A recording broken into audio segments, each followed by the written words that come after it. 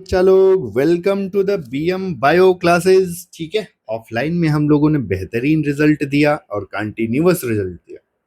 Offline के results के बाद अब बारी है ऑनलाइन की। आप लोगों के विशेष डिमांड पे हम लोगों ने अपना ऑनलाइन ये यूट्यूब चैनल स्टार्ट किया हुआ है, जिसमें जैसा आप लोगों ने डिमांड किया था पूरा सिलेबस लगभग लगभग फ्री में कवर किया जाएगा। जितनी भी चीज़ें पॉसिबल हैं उसको कवर किया जाएगा, विद इन टाइम किया जाएगा, पढ़ाई की जाएगी और बढ़िया से इस पे बात की जाएगी। चलो ज़्यादा टाइम वेस्ट नहीं करते हैं, शुरू किया जाए अगर।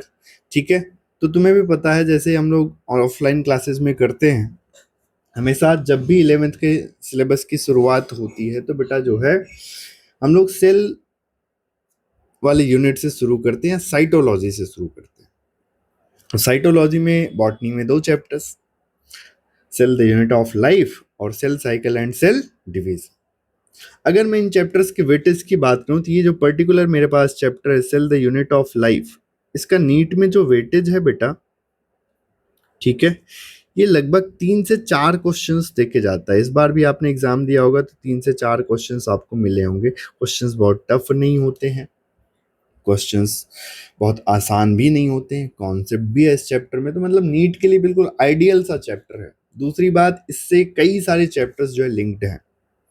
कहीं थोड़ा बहुत कॉन्सेप्ट आपका जो है जेनेटिक्स में आएगा, कहीं किसी और चैप्टर में आएगा, कहीं कहीं और आएगा, तो लगभग लगभग हर चैप्टर में आता है। अच्छी बात ये है कि इस चैप्टर को ना तुम क्लास 9th से पढ़ते आ रहे हो। 9th में तुम्हारा ये चैप्टर का नाम था, 9th का जो पहला चैप्टर था, फर्स्ट चैप्टर, कुछ फंडामेंटल यूनिट करके था। अभी एग्जैक्ट तो मुझे याद नहीं है, लेकिन फंडामेंटल यूनिट करके वहाँ पे 9th में नाम था। खैर, मुझे उम्मीद है कि तुमने वहाँ पे पढ़ा होगा और यहाँ पे एक बार कॉन्सेप्ट को रिवाइज करने या एक बिल्कुल समझने बेसिक तरीके से आ रहे होगे, है ना।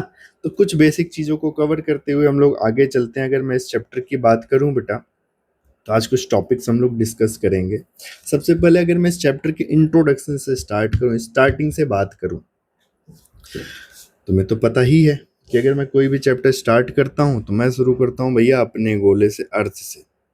ठीक है बेटा, अगर मैं अर्थ पे बात करूं, ठीक है, अर्थ पे हमें 2 टाइप की चीजें देखने को मिलती हैं। एक तो बेटा मुझे लिविंग थिंग्स देखने को मिल जाते हैं।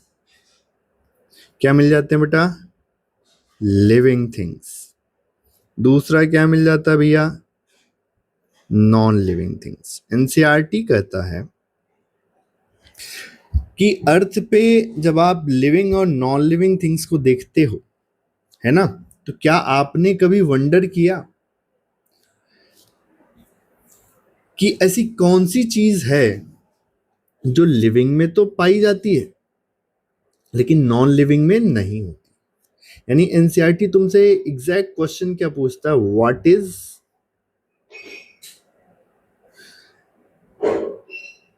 N animate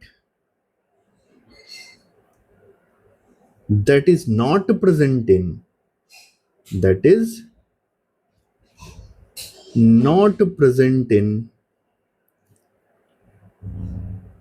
non living. अच्छा, अपना सेटअप उतना बढ़िया नहीं है बेटा ऑनलाइन वाले सिस्टम का, ठीक है, थोड़ा सा स्पीड कम ज्यादा तुम्हें करना हो कर लेना। अगर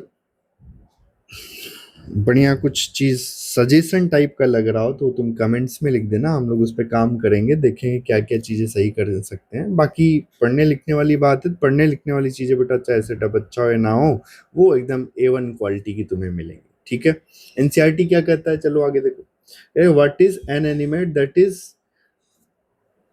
not present in, that is not present in non living. ऐसा कौन सा चीज होता है जो लिविंग में होता है पर नॉन लिविंग में नहीं होता? जानते हो इस क्वेश्चन का आंसर क्या देता है एनसीईआरटी? कहता है इस क्वेश्चन का जो आंसर है ये है सेल। क्या आंसर है बेटा इस क्वेश्चन का? सेल। यानी सेल एक ऐसा चीज है, ऐसा पार्टिकल है जो कि बेटा प्रेजेंट होता है किसमें? All living organism. present in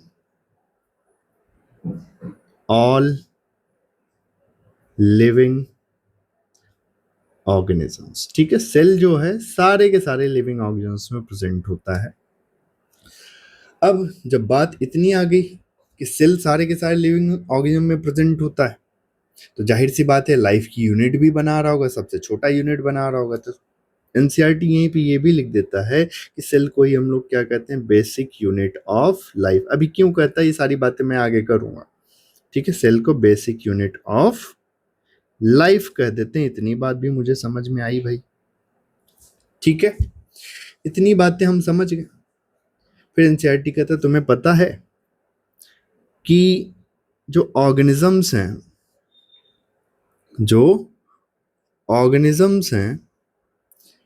ये दो टाइप के होते हैं। कितने टाइप के होते हैं बेटा? दो टाइप। कौन कौन से? ऐसे ऑर्गेनिजम्स जिनके पास में सिंगल सेल होता है, कंटेन्स सिंगल सेल। जिन ऑर्गेनिजम्स के पास में सिंगल सेल होता है हम लोग उनको बेटा क्या कह देते हैं, यूनिसेलुलर ऑर्गेनिज्म। क्या बोल देते हैं बेटा? Unicellular organism. ठीक है, फिर हमको पता चला कि कुछ ऑर्गेनिजम्स ऐसे भी होते हैं, ठीक है, जिनके पास में एक से ज्यादा सेल होता है, यानी कि इनके पास में बेटा मोर देन वन सेल है, मोर देन वन सेल। अगर एक से ज्यादा सेल है तो ऐसे ऑर्गेनिज्म को हम लोग कह देंगे, कैसा है भैया, मल्टी सेलुलर ऑर्गेनिज्म। कैसा ऑर्गेनिज्म है? Multi cellular organism. अभी एकदम बेसिक बेसिक बातें चल रही हैं, हमको यूनिसेलुलर ऑर्गेनिज्म के बारे में पता चल गया और मल्टी सेलुलर ऑर्गेनिज्म के बारे में पता चल गया। ठीक है, अब बात आई कि भैया सेल क्या होता है, व्हाट इज सेल। ठीक है, जैसे ही बेटा व्हाट इज सेल वाली कहानी आई, यहां से हमारा माथा घूम गया। हम लोग कहें आओ देखते। ठीक, तो जब सेल के बारे में बेटा बात आ रही है तो आओ जरा चेक कर लिया जाए कि सेल क्या होता है भाई। तो हमको दिखाई दिया कि कुछ अगर ऑर्गेनिजम्स हैं, है ना, तो ये कहीं ना कहीं किससे मिलके बने? सेल से मिलके बने। इतना तो हमको बेटा कहाँ पे समझा दिया गया था थोड़ी देर पहले, यहाँ पे। ठीक है, सेल सारे के सारे लिविंग ऑर्गेनिज्म में प्रेजेंट होता है, यहाँ पे हमको समझा दिया गया था, बता दिया गया था। ठीक है, अब बेटा जब हम सेल को देखने लगे हमको ये समझ में आया कि जैसे मान लो किसी पर्सन का घर है, ये क्या है, किसी पर्सन का घर है।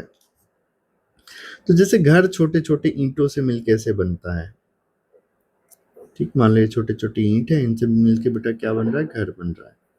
तो ऐसे ही छोटे छोटे कई सारे सेल से मिलके किसी ऑर्गेनिज्म की बेटा क्या बन जाती है, बॉडी बन जाती है ना। अब मैं पूरे में नहीं बना रहा हूं, इतने के बाद छोड़ दे रहा हूं। तो इसीलिए सबसे पहले हमने सेल को देखा तो हमने कहा लगता है कि सेल जो है ये छोटे छोटे यूनिट्स हैं और ये जो है बेटा क्या बना देंगे, घर बना देंगे किसी भी ऑर्गेनिज्म का, है ना।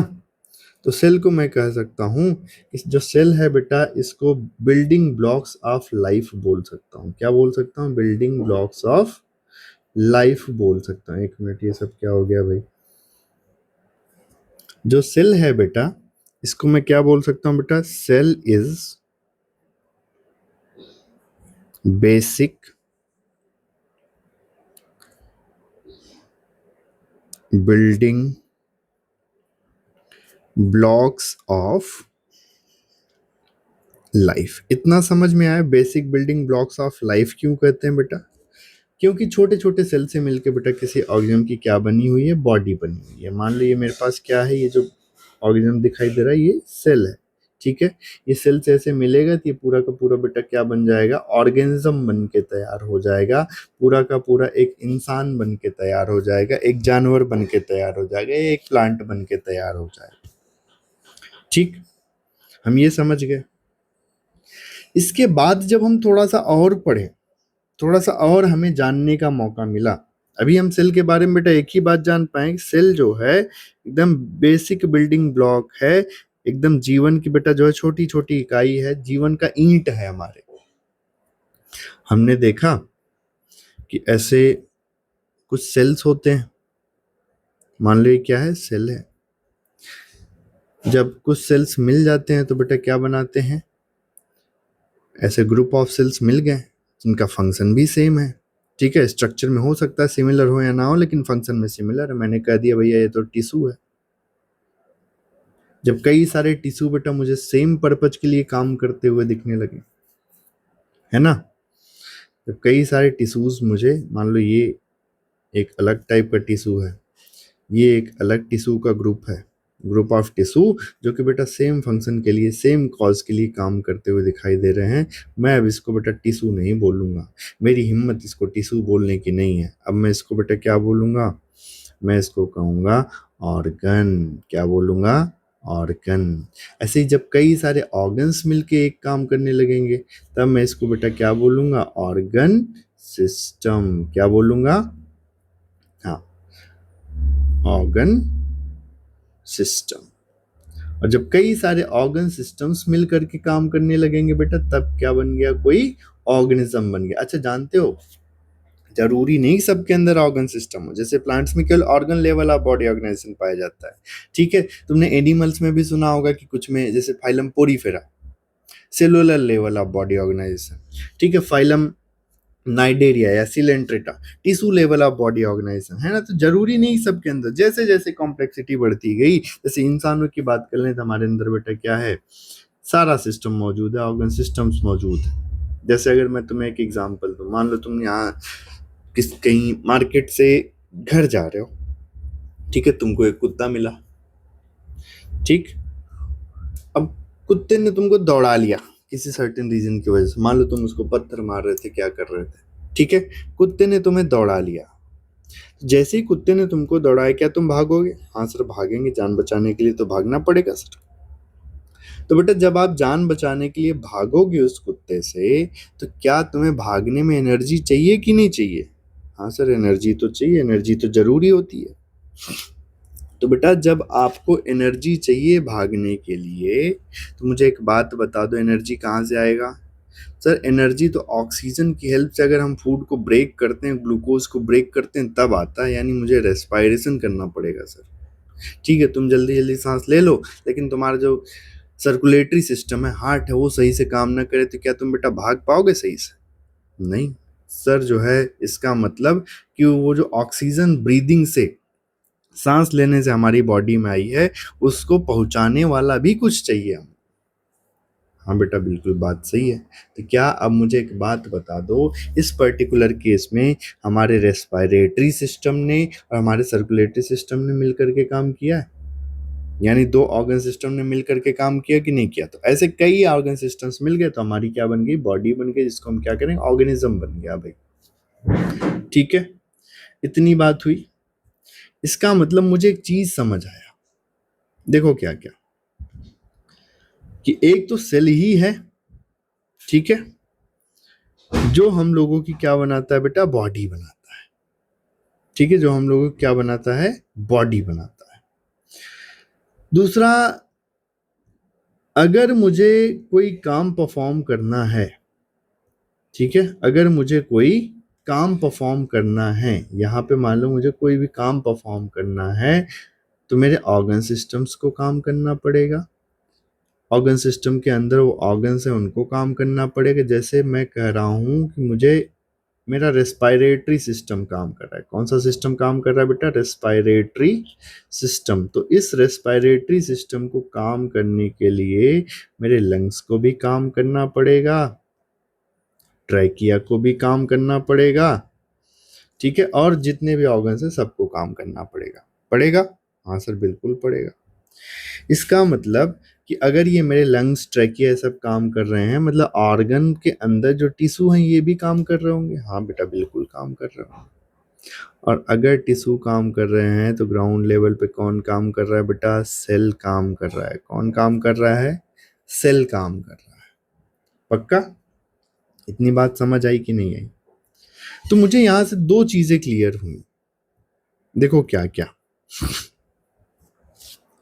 कि अगर कोई सेल है ना, अगर कोई सेल है तो ये दो चीजें परफॉर्म कर सकता है बेटा।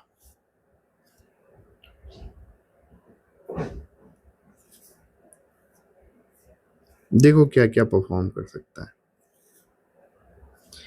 एक तो ये मेरे बॉडी का ना पूरा स्ट्रक्चर बना सकता है। तो मैं कह दिया कि सेल जो है, सेल तो लिख ही दिया हूं, cell forms structure of the body. ठीक है, किसी भी लिविंग ऑर्गेनिज्म के बॉडी का क्या बना रहा है बेटा? स्ट्रक्चर बना रहा है। क्योंकि कोई सेल किसी ऑर्गेनिज्म के बॉडी का स्ट्रक्चर बना रहा है, इसलिए मैं इसको कह दूंगा स्ट्रक्चरल यूनिट ऑफ लाइफ। समझ में आया? सेल को स्ट्रक्चरल यूनिट क्यों कहते हैं? क्योंकि हमारे बॉडी का क्या बना रहा है बेटा? स्ट्रक्चर बना रहा है। अच्छा, सेल स्ट्रक्चर बना रहा था ये तो हम सबको दिख रहा था, लेकिन ये स्ट्रक्चर बनाने के साथ साथ बेटा हमारे बॉडी के सारे फंक्शंस को भी परफॉर्म कर रहा था, है ना। तो मैंने कहा कि जो सेल है ये परफॉर्म करता है, performs all functions of the all functions of the organism। Organism की बॉडी के सारे फंक्शंस भी परफॉर्म कर रहा है ना। क्योंकि फंक्शंस परफॉर्म कर रहा है इसलिए अब मुझे कोई और नाम देना पड़ेगा। तो मैंने कह दिया कि भैया फंक्शनल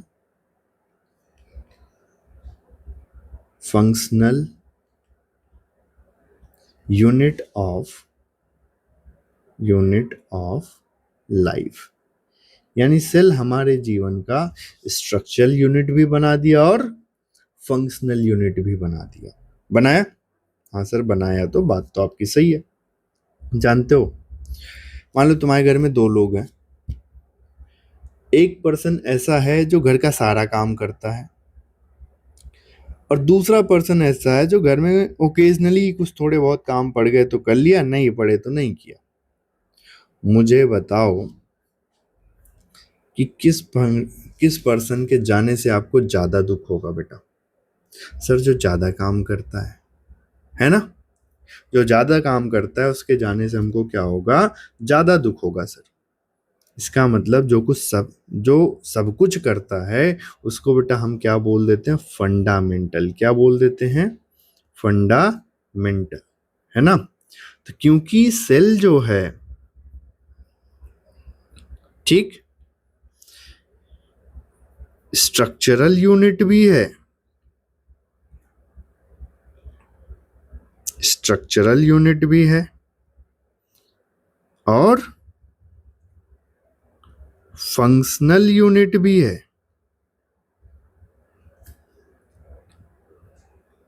ठीक है, इसीलिए सेल को बेटा हम क्या बोल देते हैं?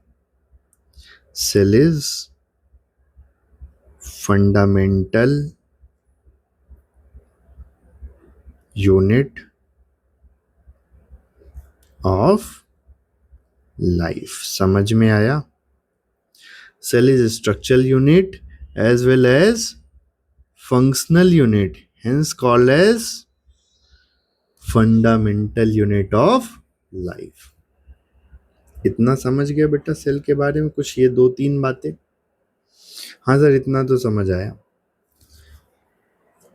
अब जानते हो, हमने अभी थोड़ी देर पहले यहां पे चर्चा की थी क्या, कि सर जो ऑर्गेनिज्म सिंगल सेल कंटेन करते हैं इनको यूनिसेलुलर ऑर्गेनिज्म कहते हैं। हमने कहा हाँ सर बहुत सही बात।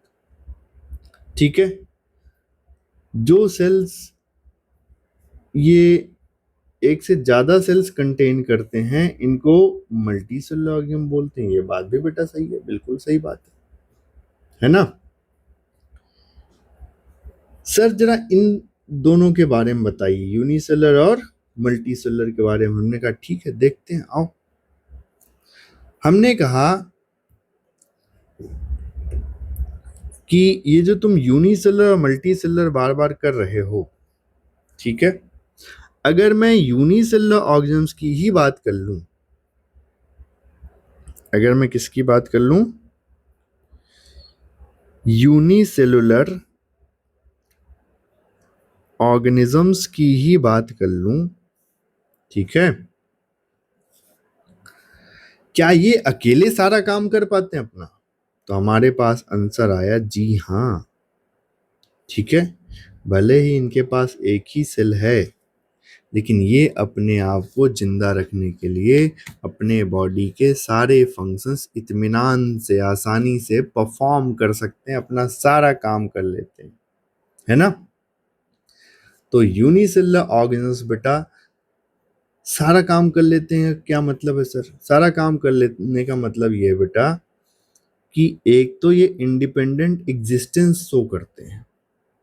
कैसा? इंडिपेंडेंट, किसी बैक्टीरिया को कोई जो है पालने नहीं जा रहा है, ठीक है, इंडिपेंडेंट एग्जिस्टेंस शो किए, ठीक है, यानी अकेले सरवाइव कर लेंगे, इनको एक सेल के अलावा किसी और की जरूरत नहीं है। अब सरवाइव करने के लिए जाहिर सी बात इनको सारा का सारा काम करना पड़ेगा, है ना। तो ये अपने बॉडी के जितने भी इसेंशियल फंक्शन होते हैं, इनको जिंदा रहने के लिए ये सारा का सारा परफॉर्म कर सकते हैं, ठीक है। यानी कि भले यूनिसेलुलर ऑर्गेनिज्म है, लेकिन इट परफॉर्म्स या कैन परफॉर्म, मुझे एग्जैक्ट वर्डिंग नहीं याद है, can perform all essential functions. अभी एनसीईआरटी भी पढ़ेंगे बेटा, इसेंशियल फंक्शंस ऑफ लाइफ, यानी जिंदा रहने के लिए जितनी भी चीजें जरूरी हैं, यूनिसेलुलर ऑर्गेनिजम्स उन सारी की सारी चीजों को परफॉर्म कर सकता है, अपने दम पे रह सकता है जिंदा। तो सर क्या यूनिसेलुलर ऑर्गेनिज्म अगर जिंदा रह सकता है ना, जिसके पास ऐसे एक ही सेल है, ना न्यूक्लियस का पता ना कुछ पता, न्यूक्लियॉइड है इसके पास में, हो सकता है कुछ ग्रेनुलर टाइप के ऑर्गेनेल्स हों तो भले हो, नहीं तो कुछ नहीं है। ये बैक्टीरिया अगर अपने आप को जो है सरवाइव कर लिया, ये यूनिसेलुलर ऑर्गेनिज्म अपने आप को सरवाइव कर लिया, है ना, तो क्या ऐसे छोटे लोग नहीं सरवाइव कर सकते?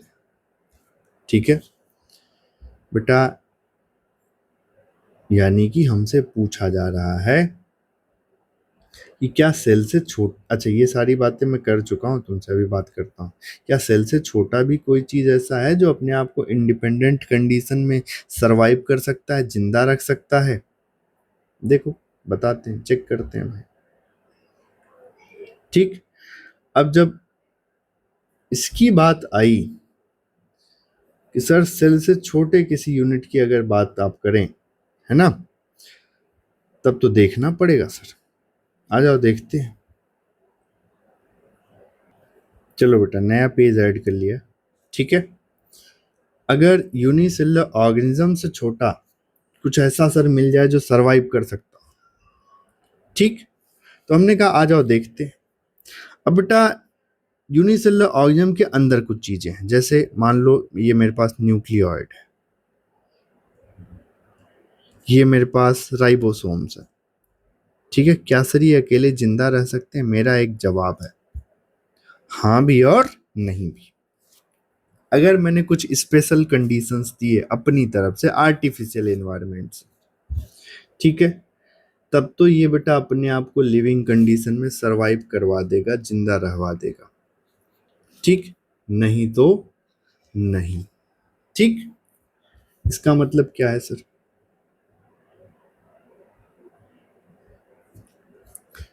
इसका मतलब बेटा ये है कि सेल से छोटा कोई भी चीज अगर हो, ठीक है, अगर हम लोग बात करें सेल से छोटा कोई भी चीज, एनीथिंग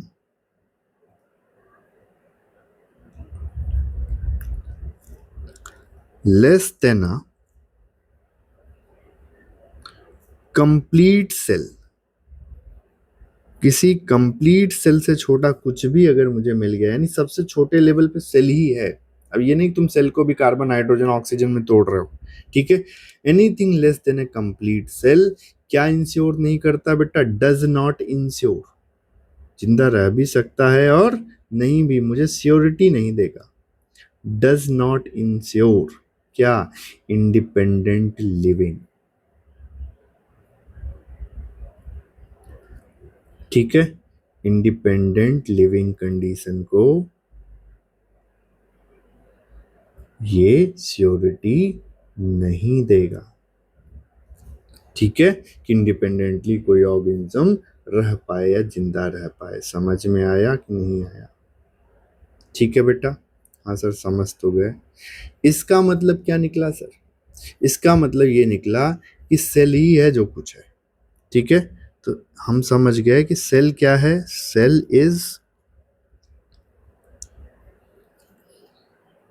स्मॉलेस्ट,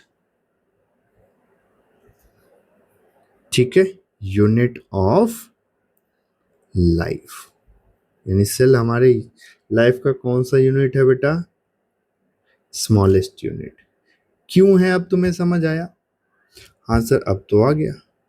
तो बताओ जरा क्यों है हमारा cell smallest unit of life? क्योंकि बेटा जो हमारी बॉडी है, ठीक है, वो ये इंश्योर नहीं करती, ये मेक श्योर नहीं कर रही है, ठीक, कि सेल से छोटा कोई भी चीज बेटा क्या रहेगा? जिंदा रह लेगा। अगर इससे छोटा कोई चीज जिंदा रह लेता, ठीक, तब तो हमारा ये cell smallest unit of life नहीं होता। लेकिन अभी इससे छोटा कोई चीज जिंदा रहेगा या नहीं रहेगा इसकी श्योरिटी मेरे पास नहीं है, बिल्कुल खत्म है। समझ गए बेटा? हाँ सर समझ आया। जानते हो इसी बात को एनसीईआरटी अब इस तरीके से कुछ लिखेगा। एनसीईआरटी कहेगा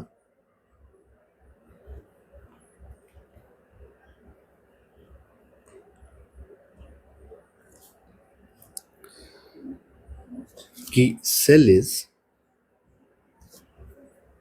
एक मिनट,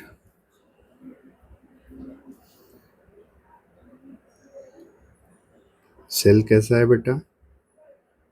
सेल इज, ठीक है, फंडामेंटल, ये स्टेटमेंट आ सकता है, वैसे बहुत बेसिक सा है। फंडामेंटल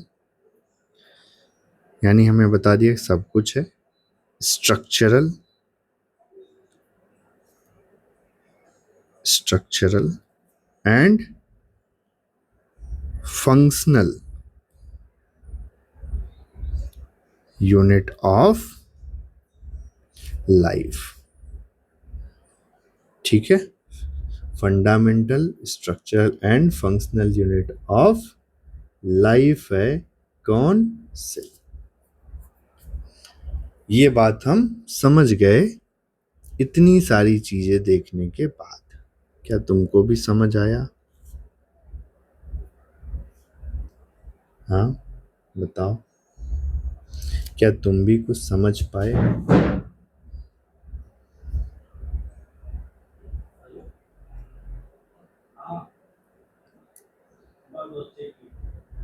आओ देखते हैं, ठीक है।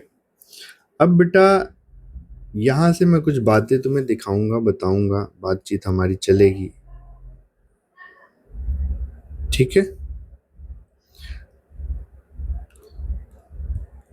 बातचीत हमारी क्या चलेगी बेटा?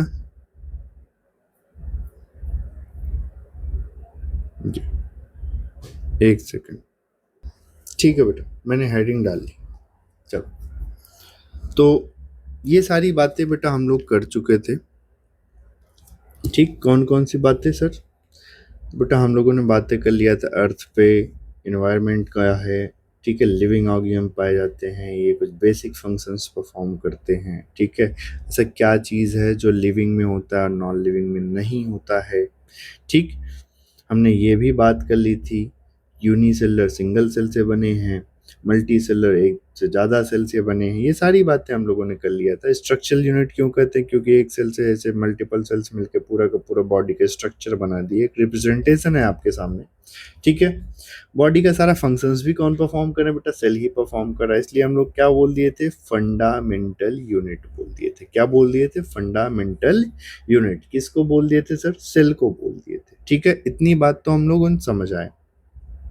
हम लोगों ने ये बात भी कर लिया था कि anything less than a complete cell, complete structure of a cell does not ensure independent living. NCERT पे ही हम लोग चल रहे हैं बेटा, क्योंकि हमें पता है कि हमारी चीजें ज्यादातर किससे आएंगी, एनसीईआरटी से रिलेटेड आएंगी। ठीक है, अब आगे की कुछ बातें करनी। जब बात हो गई कि भैया सेल तो बड़ा इंपॉर्टेंट है ना, सेल तो बड़ा इंपॉर्टेंट है, बहुत ज्यादा जरूरी है, तो हम लोगों ने कहा कि ऐसा करते हैं, ढूंढते हैं कि सेल को सबसे पहले किसने देखा था। ऐसे बाहर से तो सबको पता चलता है अच्छा कुछ तो है हमारी बॉडी में जो हमारी बॉडी को चला रहा है, सबसे छोटे लेवल पे हम लोग जाकर चेक करते हैं, ढूंढते हैं, कोशिश करते हैं कि कौन था भाई जिसने सबसे पहले सेल को देखा था। ठीक है, तब निकल कर के आता है नाम कुछ लोगों का। ठीक है, पहले पर्सन थे जिन्होंने सबसे पहले सेल को देखा था। हालांकि ये चीज़ तुम्हें क्लास 9th में दिया है, 9th एनसीईआरटी में दिया है, 11th एनसीईआरटी में यहाँ से शुरुआत नहीं हुई है ना। सबसे पहले पर्सन कौन थे जिन्होंने सेल को डिस्कवर किया था, वो थे बेटा रॉबर्ट हुक। ठीक है, रॉबर्ट हुक, इन्होंने बेटा सबसे पहले, ठीक है, रॉबर्ट हुक ने सबसे पहले किसको देखा था बेटा, सेल को। कैसे सेल को देखा था सर, इन्होंने बेटा सबसे पहले living cell, sorry dead cell को देखा था। फर्स्ट डिस्कवर्ड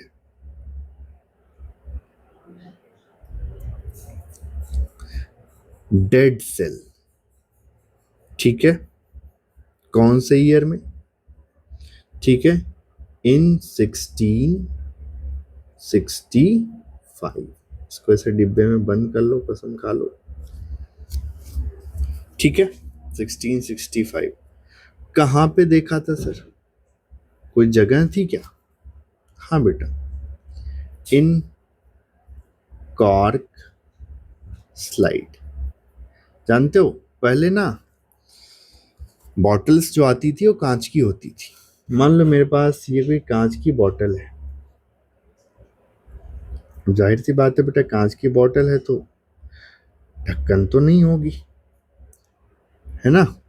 तो इन ढक्कन में इन बॉटल्स में क्या करते थे, इनको ढकने के लिए, पहले के टाइम पे इनको ढकने के लिए इनके साइज का ऐसे लकड़ी का टुकड़ा बनाते थे। लकड़ी का टुकड़ा कहाँ से बनाते थे, लकड़ी के छाल से, बाहर वाले पार्ट से, और इसको बेटा क्या करते थे, इसे कवर कर देते। इसको कहा जाता था कॉर्क। क्या कहा जाता था, कॉर्क।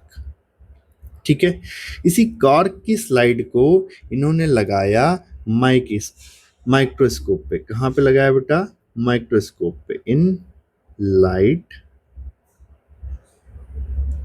माइक्रोस्कोप। ठीक है, इस लाइट माइक्रोस्कोप पे जब इन्होंने इस कार्क की स्लाइड को लगाया, ठीक है, तो इनको कुछ ऐसे हेक्सागोनल से पैटर्न दिखाई दिए, कुछ इस तरीके के हेक्सागोनल से पैटर्न्स दिखाई दिए। इन्होंने कहा ये जो हेक्सागोनल से पैटर्न है ना, यही सेल है, यही क्या है, सेल है। इन्होंने कहा कि जो सेल होता है ये कैसा होता है, हेक्सागोनल, हेक्सागोनल कैसा स्ट्रक्चर बेटा, Honey comb like structure, Honey comb like structure. ठीक है, अच्छा बेटा जानते हो आप इनको ये कौन सा पार्ट दिखा था इस सेल का, जो पार्ट हमको दिख रहा ना, ये सेल का हेक्सागोनल सा, मैं एक को अलग से ऐसे मेंशन कर रहा हूँ दूसरे कलर से, अगर आप देख पा रहे होगे तो इसको बेटा कहते हैं सेल वॉल। यानी कि इन्होंने सेल का कौन सा पार्ट देखा था बेटा, सेल वॉल देखा था। इनको कौन सा पार्ट सीन हुआ था, सेल वॉल सीन हुआ था, है ना। क्या इन्होंने किसी को बताया था इस बारे में, इन सारी चीजों के बारे में? बेटा बिल्कुल बताया था, इन्होंने अपनी एक बुक लिखी थी जिसका नाम था माइक्रोग्राफिया। तो इन्होंने ये सारी डिटेल्स जो है, ठीक है, इनकी एक बुक थी, बुक का नाम बेटा क्या था, हाँ, माइक्रोग्राफिया।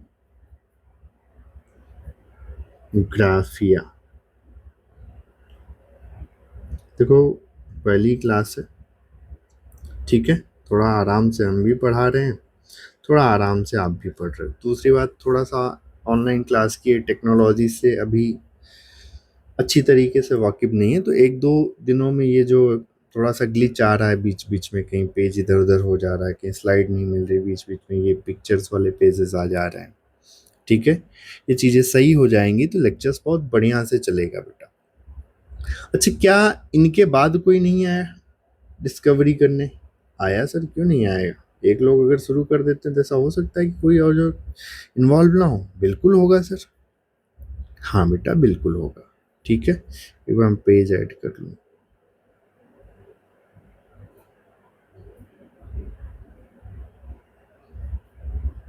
परेशान नहीं हो, तुम्हारा पेज लगा हुआ है ये, ठीक है, मैंने बस उसी कॉपी बना ली, ठीक है बेटा। तो इनके बाद आए थे हमारे पास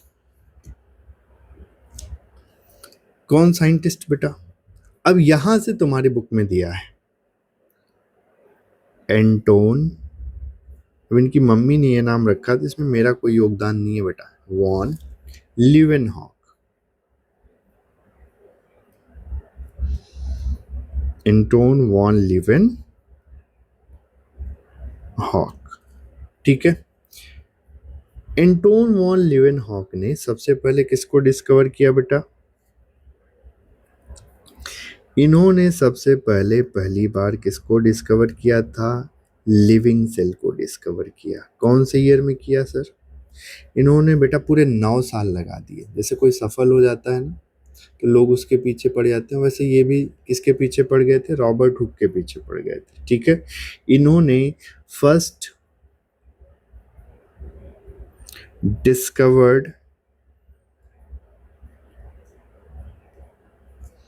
लिविंग सेल, किसको डिस्कवर किया बेटा? लिविंग सेल को डिस्कवर किया। कहाँ पे किया था? इन पॉन्ड वाटर। कहाँ पे किया था? Pond water. अच्छा, कौन सी ईयर में?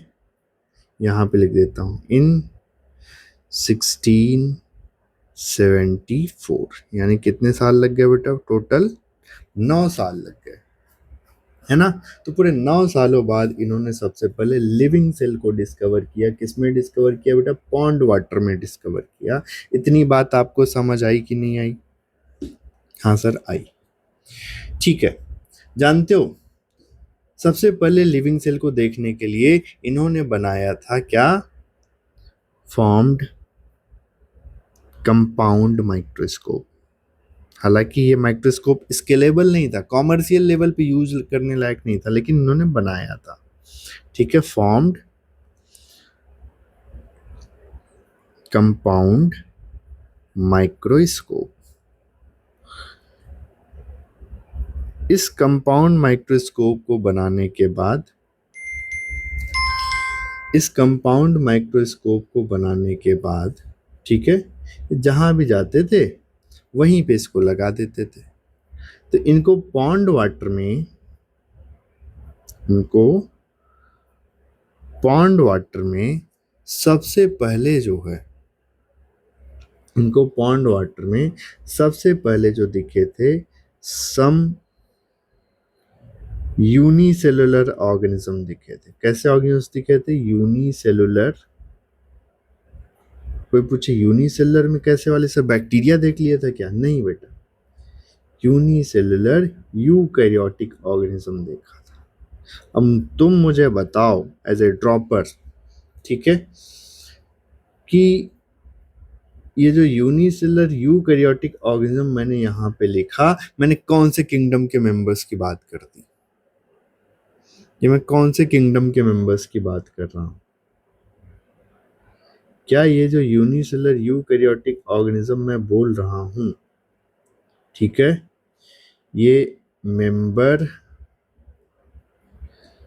ऑफ किंगडम प्रोटिस्टा है क्या?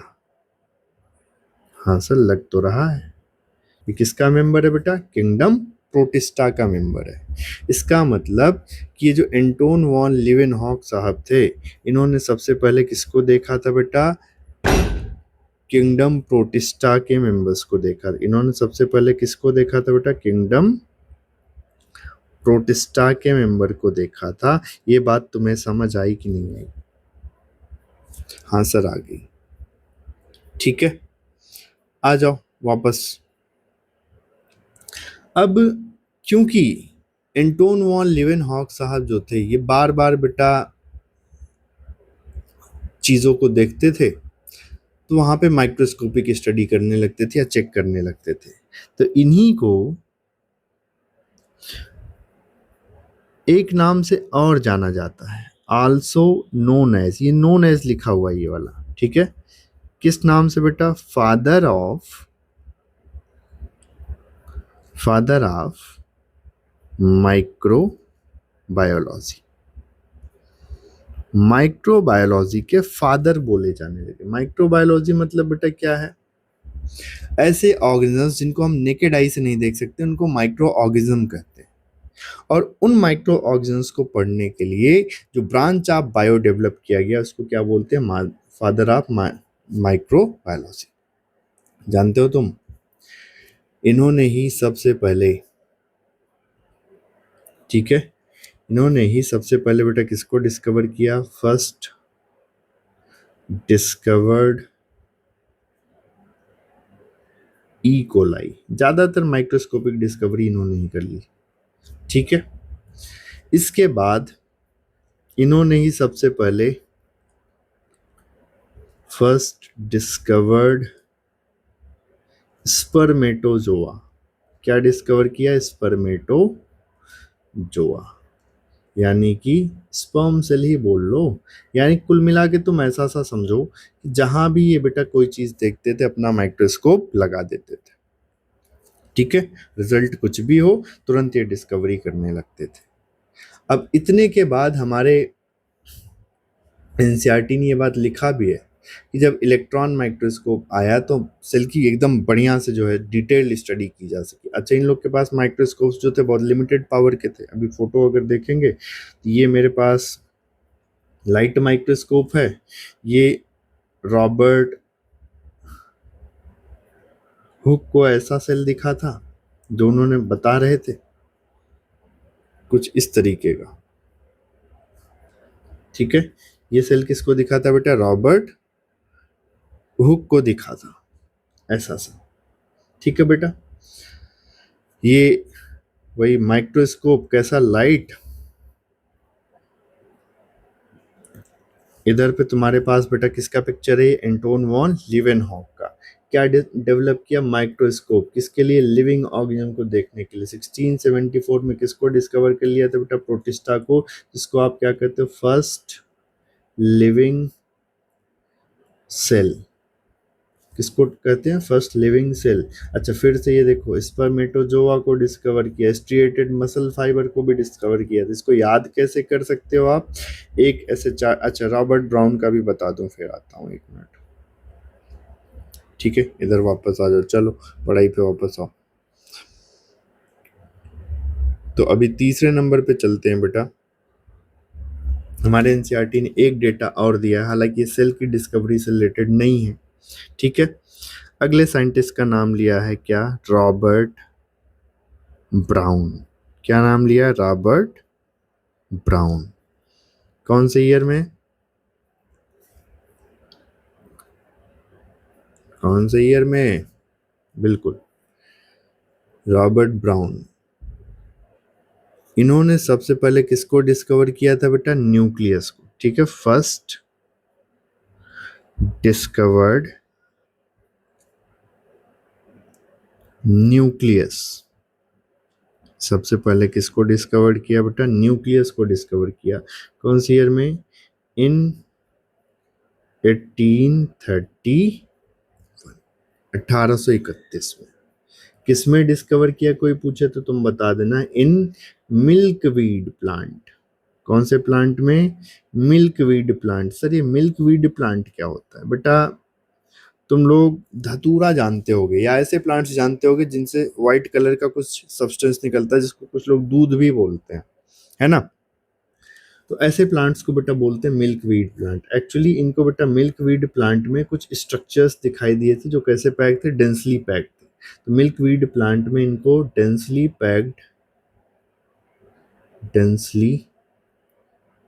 पैक्ड स्ट्रक्चर्स दिखाई दिए थे।